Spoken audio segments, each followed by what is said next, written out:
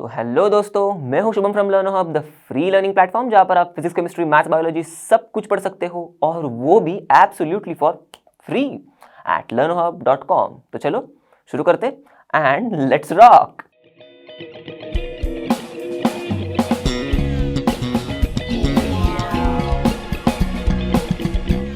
तो दोस्तों, आज हम करने वाले हैं class 11th chemistry chapter 11 P block elements के एनसीईआरटी सॉल्यूशंस। और इस वीडियो में हम करेंगे क्वेश्चन नंबर 1 से लेकर क्वेश्चन नंबर 8 तक के सारे सवालों के जवाब। तो आई होप आप सभी ने हमारे फेवरेट रोशनी मैम ने जो पी ब्लॉक एलिमेंट्स के ऊपर वन शॉट वीडियो बनाया हुआ है वो तो जरूर देखा होगा और आपके कॉन्सेप्ट्स एकदम क्रिस्टल क्लियर कर लिए होंगे। अगर नहीं देखा होगा तो आप जाके देख सकते हो, और अगर आपने पहले से चैप्टर पढ़ा हुआ है, आपके कॉन्सेप्ट्स एकदम पक्के हैं, तो चलो देर किस बात की, शुरू करते एंड लेट्स रॉक। तो चलो दोस्तों देखते हैं पहला सवाल। Discuss the pattern of variation in oxidation states of. सबसे पहला है बोरॉन टू थैलियम। ओके, तो कैसे वेरी हो रहा है ऑक्सीडेशन स्टेट, तो पहले लिख लेते हैं इनके जो ग्रुप में जो भी एलिमेंट्स है, बोरॉन के बाद एल्यूमिनियम, फिर गैलियम, फिर इंडियम और फिर लास्ट में थैलियम। ओके, तो अब हमें तो पता ही है ये पी ब्लॉक एलिमेंट है, और इनकी खास बात हम लोग ने क्या पढ़ी थी कि इनका जो ग्रुप ऑक्सीडेशन स्टेट है वो होता है is equals to number of valence electrons, right. तो मतलब ये हमें पता है ग्रुप 13 के एलिमेंट्स हैं, राइट। इनका आउटर मोस्ट जो इलेक्ट्रॉनिक कॉन्फ़िगरेशन है ये है NS2 NP1। तो वैलेंस इलेक्ट्रॉन्स इसमें कितने हैं? 3 हैं। तो ये तीनों भी इलेक्ट्रॉन का दान करके जो ऑक्सीडेशन स्टेट में पहुंचेंगे वही उनका ग्रुप ऑक्सीडेशन स्टेट है, राइट। तो ग्रुप ऑक्सीडेशन स्टेट इनका क्या हो जाएगा फिर? +3, 3 इलेक्ट्रॉन का दान करने पर। तो अब हम देखेंगे कि ये सारे एलिमेंट्स +3 के साथ कैसा खेल खेल रहे, राइट। मतलब +3 का वेरिएशन कैसा हो रहा है इनमें। तो सबसे पहले ये जो हमारा बोरॉन है ये तो दिखा रहा है +3, सारे दिखाते हैं +3, पर बोरॉन के जो +3 स्टेट में जाने के लिए उसको 3 आयोनाइजेशन एंथैल्पीज को पार करना पड़ेगा, राइट। पहला फर्स्ट आयोनाइजेशन एंथैल्पी, फिर सेकेंड आयोनाइजेशन एंथैल्पी ऐसे, और फिर थर्ड आयोनाइजेशन एंथैल्पी, राइट। इतनी एनर्जी उसे लगेगी +3 में जाने के लिए। अब इनका जो सम है, बाप रे बाप, जबरदस्त, बहुत हाई है, वेरी हाई। क्यों? क्योंकि हमें पता ही है बोरॉन मतलब साइज में छोटा है, तो न्यूक्लियस से इलेक्ट्रॉन काफी करीब है, तो न्यूक्लियस भाई जाने देगा नहीं। और वैसे भी बाद में फिर सेकंड आयोनाइजेशन एंथैल्पी के लिए और इलेक्ट्रॉन करीब आएगा, फिर थर्ड के लिए और इलेक्ट्रॉन करीब, तो एनर्जी ज्यादा लगते जाएगी, ये तो हमें पता ही है। और इनका पूरा सम जो होगा वो काफी ज्यादा हाई होगा। तो बोरॉन +3 तो दिखाएगा, ओके, पर ये आयोनिक कंपाउंड्स नहीं बनाएगा, ओके, क्योंकि इसका जो सम है तीनों भी आयोनाइजेशन एंथैल्पी का ये काफी ज्यादा हाई है, ओके। अब तो ये क्या करेगा? ये कोवैलेंट कंपाउंड्स बनाएगा, स्टेबल एकदम, ओके। तो इसलिए हम लोग इनके कोवैलेंट कंपाउंड्स देखते हैं, जैसे देखो BCl3, BF3, राइट, ऐसे। अब आते हैं एल्यूमिनियम की तरफ। अब ये जो एल्यूमिनियम है ये +3 दिखाएगा, हमें तो पता ही है, पर इसके केस में ये जो सम है, ओके, पहले 3 आयोनाइजेशन एंथैल्पीज का, ये ना इतना हाई नहीं है, मतलब नॉट वेरी हाई। अब ऐसा क्यों?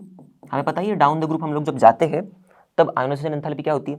कम होती है, राइट, क्योंकि साइज बढ़ रहा है। अब यहाँ से बोरॉन से एल्यूमिनियम जाएंगे तो हमको पता है ये साइज में काफी ज्यादा इंक्रीज होती है, क्योंकि बोरॉन का साइज काफी छोटा होता है, एल्यूमिनियम का साइज कंपैरेटिवली बोरॉन से बड़ा होगा, क्योंकि डाउन द ग्रुप जाते साइज बढ़ती है, हमें पता ही है।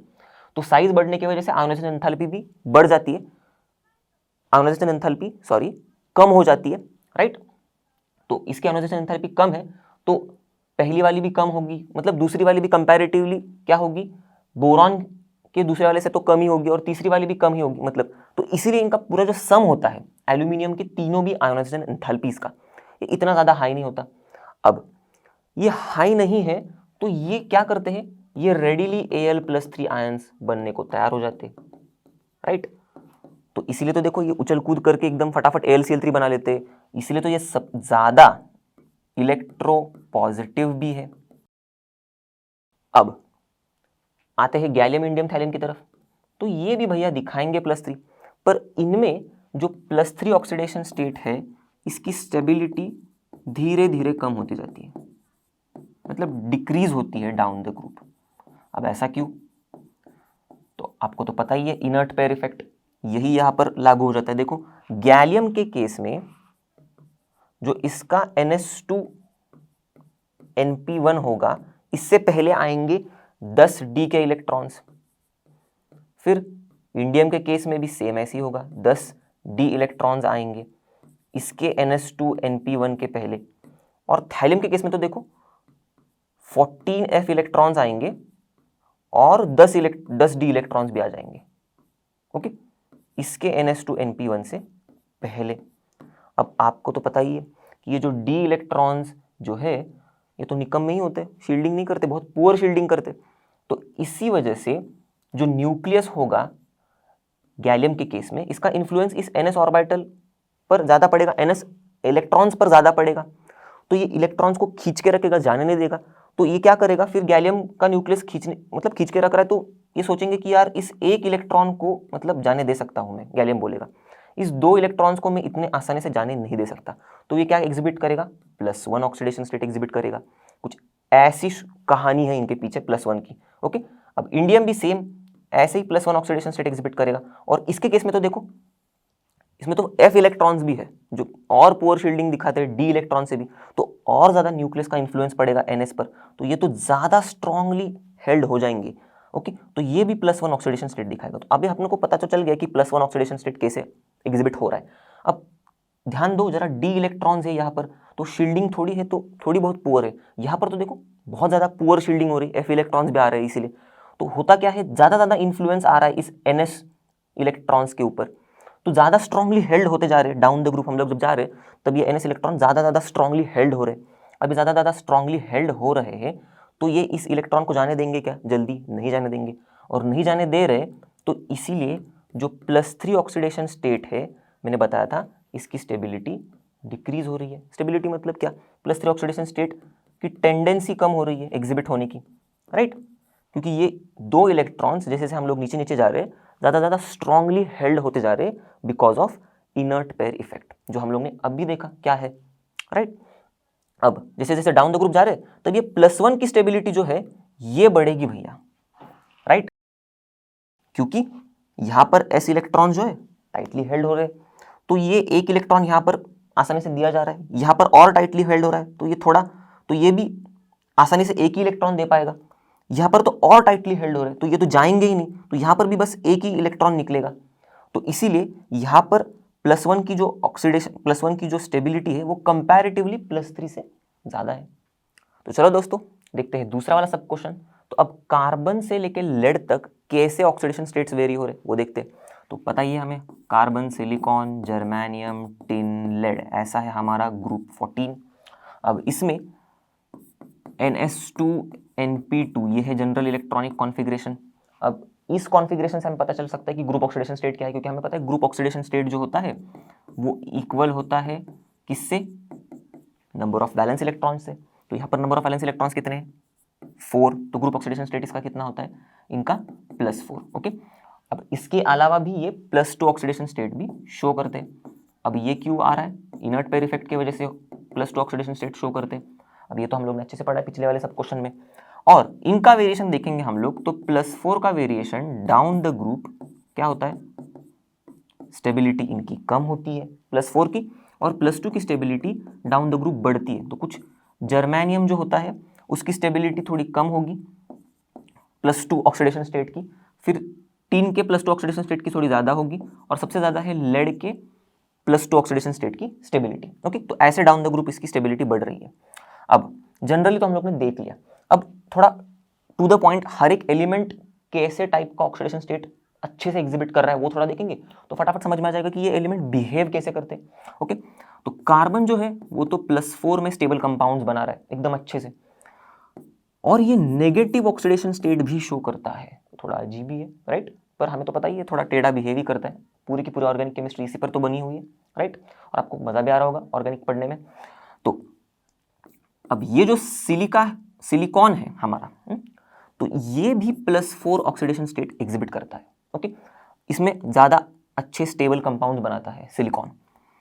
जर्मेनियम और टिन की बात करें तो इनके भी +4 ऑक्सीडेशन स्टेट्स कंपेयर कर रहे हैं हम लोग, ओके। वो वहाँ का ऑर्डर से यहाँ के ऑर्डर में कंफ्यूज मत हो जाना, वो तो +2 ऑक्सीडेशन स्टेट की स्टेबिलिटी दिख रही है हमें कि जर्मेनियम की कम है, उससे ज़्यादा थोड़ी टिन की है, और उससे ज़्यादा लेड की है। पर इंडिविजुअली अगर +4 और +2 का कंपैरिजन करें ऑक्सीडेशन स्टेट्स का, ओके, इनके, तो इन दोनों के जो +4 ऑक्सीडेशन स्टेट्स है वो ज्यादा स्टेबल है, ओके, +2 से। और लेड की बात करें तो लेड में उल्टा हो रहा है, देखो +2 ज्यादा स्टेबल है +4 से। ये तो हमें पता ही है, इनर्ट पेयर इफेक्ट की वजह से ही हो रहा है, राइट। ये +2 का जो ऑक्सीडेशन स्टेट है ये क्यों ऐसा दिख रहा है, क्योंकि अंदर के जो NS के जो 2 इलेक्ट्रॉन्स है ये अच्छे से पकड़े हुए हैं न्यूक्लियस ने, राइट। ओके, तो इसके बारे में हम लोग ने डिटेल में देखा है फर्स्ट सब क्वेश्चन में। अब ऐसा इनका जो वेरिएशन है इससे तो आपको पता चल गया रहेगा कि कैसे ये बिहेव कर रहे हैं, राइट। तो बस हो गया। तो चलो मित्रों बढ़ते हैं अगले सवाल की तरफ। How can you explain higher stability of BCl3 as compare to TlCl3? देखो पहले ही सवाल में हम लोग ने ऑक्सीडेशन स्टेट के बारे में बात की थी, जिसमें हम लोग ने +3 ऑक्सीडेशन स्टेट और +1 ऑक्सीडेशन स्टेट की स्टेबिलिटी के बारे में बात की थी, राइट। तो हम लोग ने क्या देखा था कि जो +3 ऑक्सीडेशन स्टेट है, हम लोग जब डाउन द ग्रुप जा रहे तो क्या हो रहा था, इसकी स्टेबिलिटी जो है वो कम हो रही थी, राइट। अब क्यों कम हो रही थी, इनर्ट पेयर इफेक्ट की वजह से, वो भी हम लोग ने समझा, राइट। तो अब देखो बोरॉन से हम थैलियम डाउन द ग्रुप पे तो जा रहे हैं, तो इसका मतलब बोरॉन का +3 स्टेट जो है ज़्यादा स्टेबल है, थैलियम का +3 स्टेट जो है वो कम स्टेबल है। सीधी सी बात है, यहाँ से हम अपने को समझ में आ रहा है, ओके। तो अब बोरॉन का ये जो कंपाउंड है देखो BCl3, इसमें ये +3 में, और थैलियम का ये जो कंपाउंड है देखो TlCl3, इसमें भी ये +3 में, देखो क्लोराइड -1 है तो 3 है तो -3, तो थैलियम +3। तो अब कंपैरिजन इन दोनों की हो रही है, ऐसे कहेंगे तो BCl3 भी कहाँ ज़्यादा स्टेबल है, राइट, क्योंकि BCl3 भी जो है वो भी इलेक्ट्रॉन डेफिशिएंट स्पीशीज तो है, इलेक्ट्रॉन को करके खाना चाहता है वो, क्योंकि उसका ऑक्टेट पूरा करना है बोरॉन को। तो ये भी ज़्यादा स्टेबल नहीं है, पर इन दोनों के कंपैरिजन में इसका जो +3 ऑक्सीडेशन स्टेट है ये ज़्यादा स्टेबल है थैलियम के +3 ऑक्सीडेशन स्टेट से, और बस इसीलिए ये जो BCl3 है ये ज़्यादा स्टेबल है TlCl3 से। तो चलो दोस्तों अगले सवाल की तरफ बढ़ते हैं। Why does boron trifluoride behave as a Lewis acid? Okay, तो बोरॉन ट्राइफ्लोराइड का स्ट्रक्चर कुछ ऐसा होता है, राइट, BF3। अब ध्यान से देखना, इसके बोरॉन के ओके वैलेंस शेल में कितने इलेक्ट्रॉन्स है, 6 ही है, ऑक्टेट बेचारे का पूरा है ही नहीं। तो इसीलिए हम लोग ऐसे मॉलिक्यूल्स को क्या बोलते हैं, इलेक्ट्रॉन डेफिशिएंट मॉलिक्यूल्स।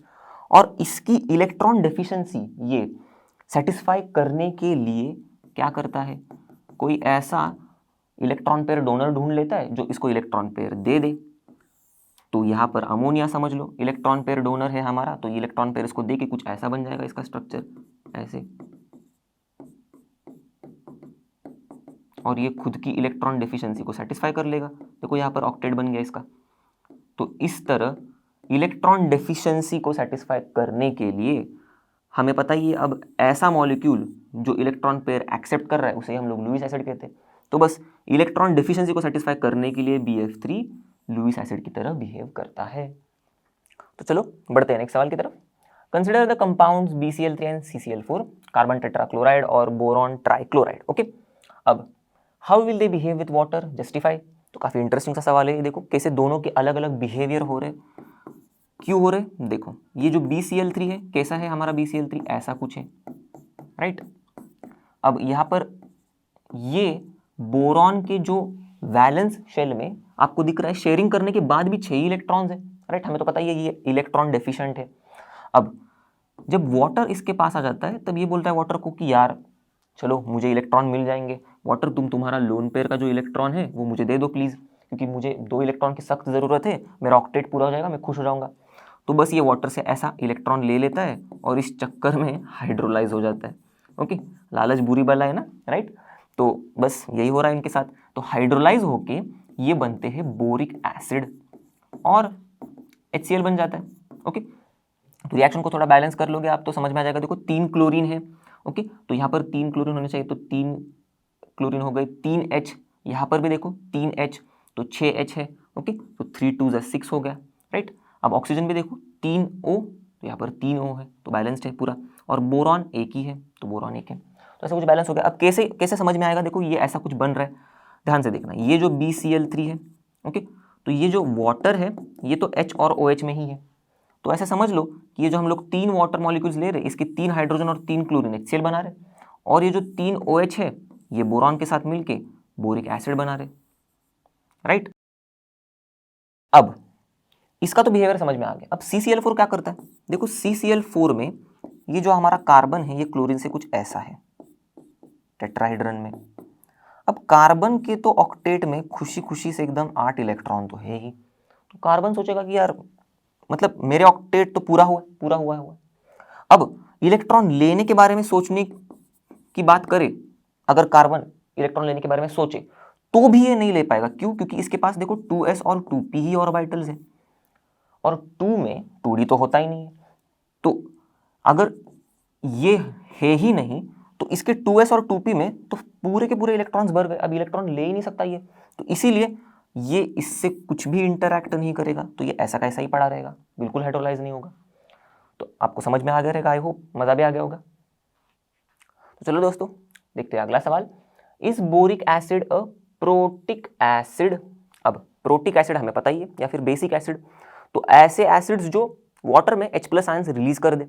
अब बोरिक एसिड है या नहीं है ये बताना है, तो बोरिक एसिड पहले तो हमें पता होना चाहिए, ये होता है बोरिक एसिड H3BO3, तो इसका कुछ स्ट्रक्चर ऐसे होगा, ओके, O ऐसे BOH, फिर यहाँ पर भी हो, यहाँ पर भी हो, ओके, तो ये कुछ नीचे और ये कुछ ऊपर ऐसे, तो इनके पास तो 3 हाइड्रोजन है। तो आप सोचोगे यार फटाक से एकदम मस्त हाइड्रोजन का दान कर सकते ये, पर ये बेचारे होते हैं गरीब हाइड्रोजन के ही। मतलब इंटरेस्टिंग बात ये है कि ये बिल्कुल हाइड्रोजन का दान नहीं करते। ये क्या करेंगे, ये वाटर में से जो हमारा हाइड्रोक्सिल आयन है, ओके, OH-, इसको एक्सेप्ट कर लेते हैं भाई साहब।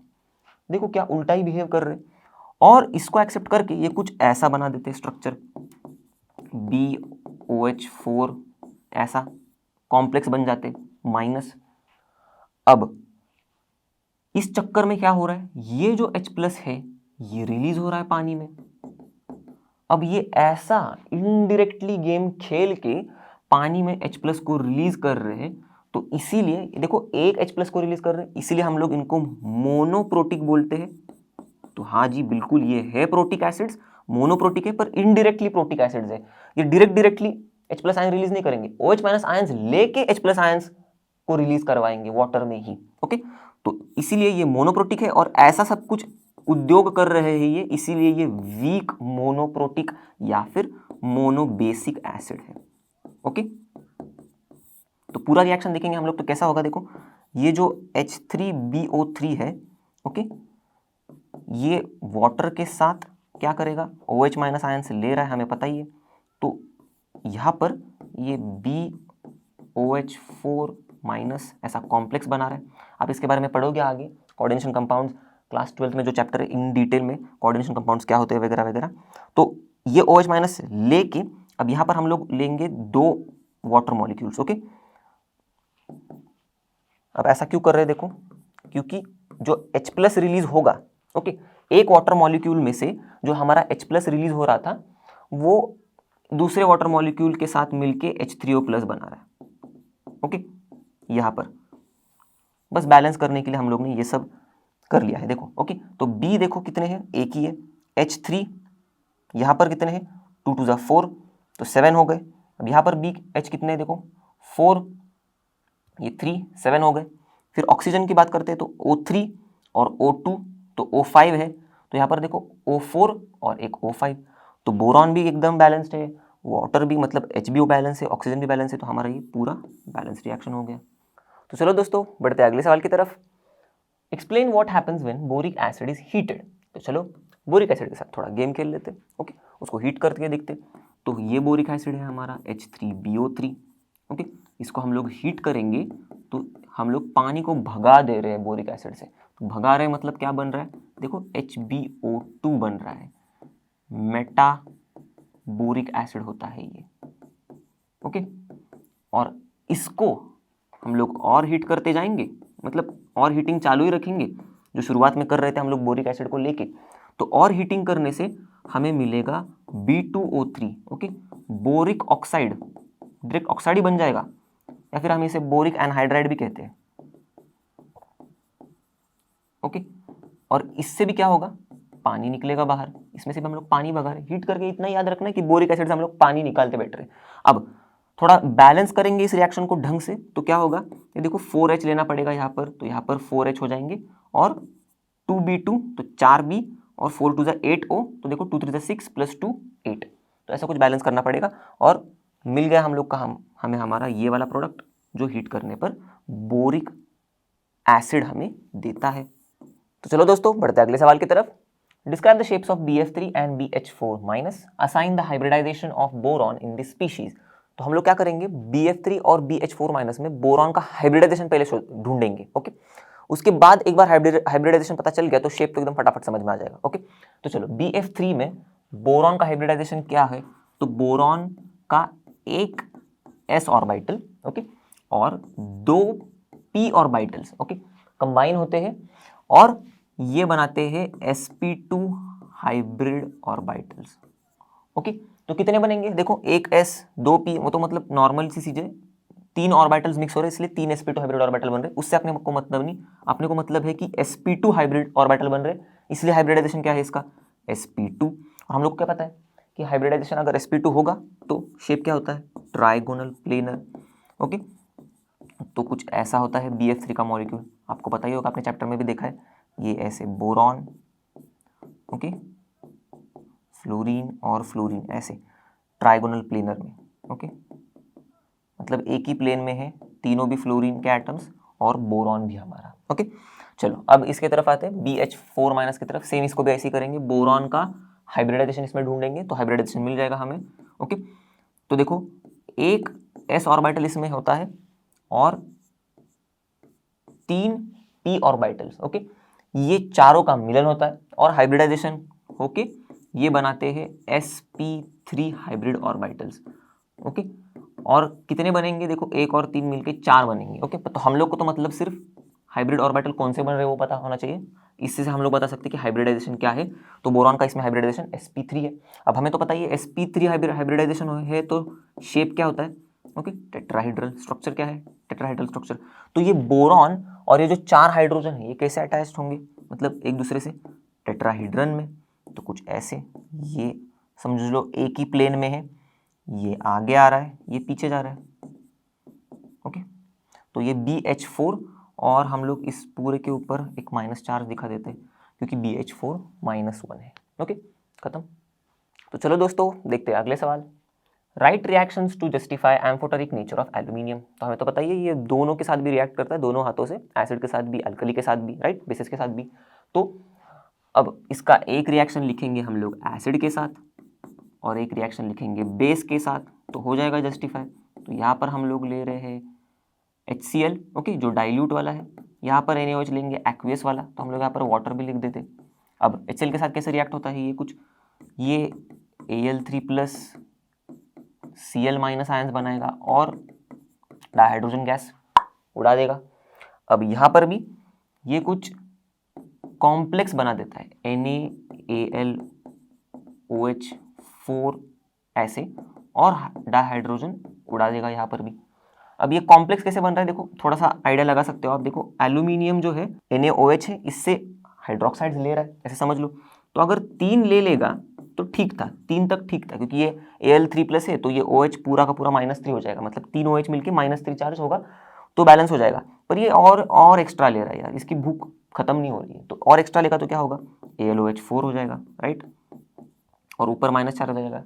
तो यहाँ पर देखो इसके ऊपर टोटल माइनस चार्ज है, इसलिए हम लोग ने एक Na को जोड़ दिया ताकि वो न्यूट्रल हो जाए, ऐसे। तो कुछ ऐसा ये कॉम्प्लेक्स बन जाता है। अब फिलहाल तो यहाँ पर इतना डिटेल में जाने की जरूरत नहीं है इस कॉम्प्लेक्स के बारे में, क्योंकि हम लोग कोऑर्डिनेशन कंपाउंड में अच्छे से पढ़ने ही वाले। ओके, तो पहले इस रिएक्शन को हम लोग अभी बैलेंस कर देते, आपको बैलेंस तो करना तो आता ही है, राइट। तो यहाँ पर हम लोग लेंगे 3H2, तो ये हो गया 6H, 6Cl, तो 6Cl, 2Al3+, चार्ज बैलेंस करने के लिए हम लोग ने 2 3 6 ऐसे, तो 6+ था तो 6- हो गया, और यहाँ पर भी 2। ओके, यहाँ पर भी वैसे होगा कुछ, 2Al, 2NaOH, ये 2 बनेंगे कॉम्प्लेक्सेस, 6 वाटर मॉलिक्यूल्स लेंगे हम लोग और 3 हाइड्रोजन को उड़ा देंगे। ओके, तो इसका नाम कुछ अजीब है। अब इस टाइम पर समझने की कोशिश मत करना इसे, थोड़ा बाद में हम लोग जब 12th स्टैंडर्ड में पढ़ेंगे कोऑर्डिनेशन कंपाउंड्स को एकदम अच्छे से, तब उसमें नामकरण भी पढ़ना ही हमें। तो कुछ सोडियम 4 हाइड्रोक्साइड है तो टेट्रा हाइड्रोक्सिडो एल्यूमिनेट, ऐसा कुछ नाम है इसका, और ऑक्सीडेशन स्टेटस में इसका है 3। ओके, ये यहाँ पर देखो -4 तो बाहर जाएगा तो +4, तो -1 +4, यहाँ इसका होगा +3, ऐसे। तो लिख दिया हम लोग ने 2, एक एसिड के साथ एक बेस के साथ रिएक्शन बता दिया एम्फोटेरिक नेचर एल्यूमिनियम का। तो चलो दोस्तों, इसी के साथ हम इस वीडियो के एंड तक आ गए हैं और आई होप आपको सारे सवालों के जवाब समझ में आए होंगे जो हम लोग ने अभी तक सीखे। तो जैसे कि आप सभी को पता है, लर्नो मतलब फ्री है पर बेस्ट है। तो इसके बाद वाले सवाल हम करेंगे नेक्स्ट वीडियो में। तब तक के लिए bye bye and have a great day.